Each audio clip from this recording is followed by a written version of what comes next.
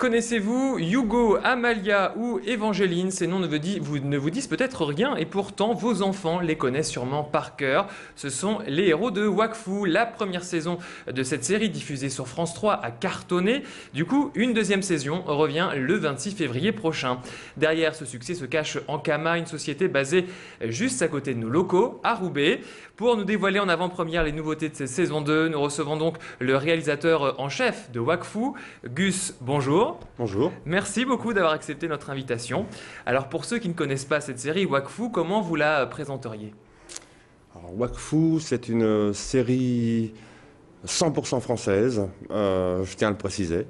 C'est une série épique qui s'adresse... elle a d'abord été conçue pour les enfants, parce que c'est le créneau horaire consacré à ce genre de dessin animé. Seulement, on a été tellement sérieux dans notre travail que même les adultes se sont mis à regarder. On est les premiers fans de la série qu'on fabrique en vérité. Alors en moyenne, avec 1 million de téléspectateurs par épisode, la série a rencontré un grand succès. Vous attendiez à une telle réussite pour cette première saison? Personnellement, oui, je m'y attendais. Alors pourquoi?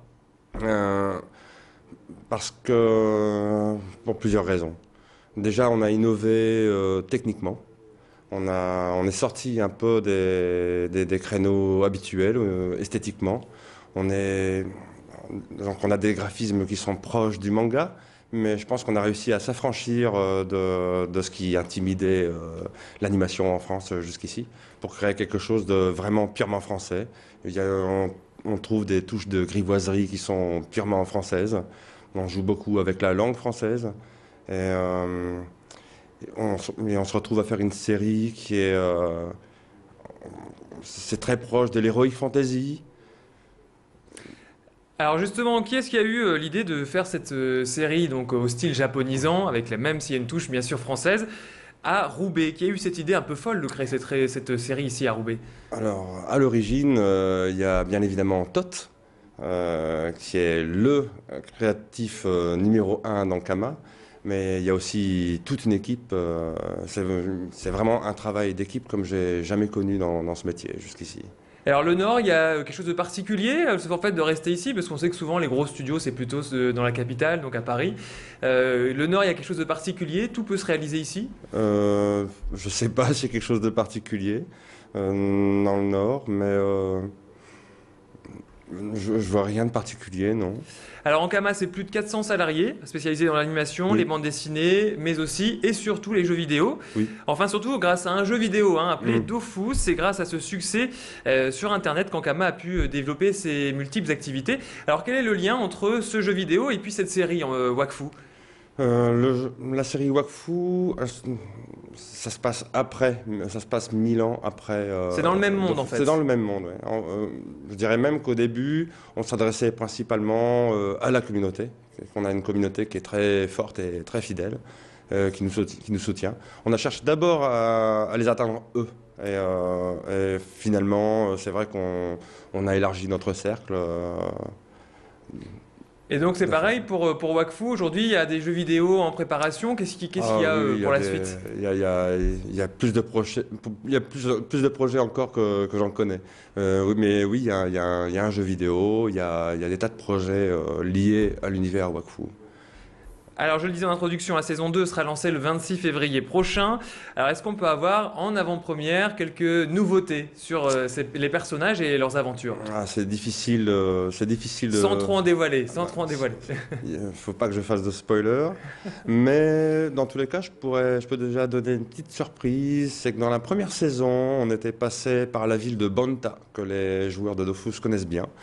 Et dans cette prochaine saison, peut-être qu'on fera un saut par Brakmar, la ville rivale de Banta. Alors un film est aussi dans les cartons en 2013, c'est une volonté aussi d'aller sur grand écran pour Ankama, de aussi donc diversifier encore un peu plus ses activités. Oui, je dirais même que ça serait une sorte d'aboutissement. Ça paraît... On est dans une logique d'expansion et on a vraiment envie de réaliser nos rêves les plus fous de créatifs et ça passe forcément par du long métrage. Alors vous qui êtes justement réalisateur en chef de Wakfu, tout se crée ici à Roubaix alors pour cette série? Absolument tout se crée à Roubaix. de la première ligne de scénario au storyboard, au layout, à l'animation, la musique aussi se produit juste à côté de mon bureau. On fait tout sur place. La seule chose qu'on fasse sur Paris, c'est l'enregistrement des voix, parce que les acteurs se trouvent sur Paris. C'est la seule chose qu'on fait sur la série. Eh bien, merci beaucoup, Gus, d'avoir répondu à toutes nos questions. Je rappelle que vous êtes le réalisateur en chef de cette série, Wakfu. La saison 2, on va le rappeler à nos téléspectateurs, donc à partir du 26 février, elle sera diffusée sur France 3. D'ailleurs, on ne sait pas vraiment l'horaire, si, ça doit être le matin, je pense. C'est le matin, c'est vers 9-10 heures. Je sais que France 3 ne sont pas toujours réguliers dans leurs horaires.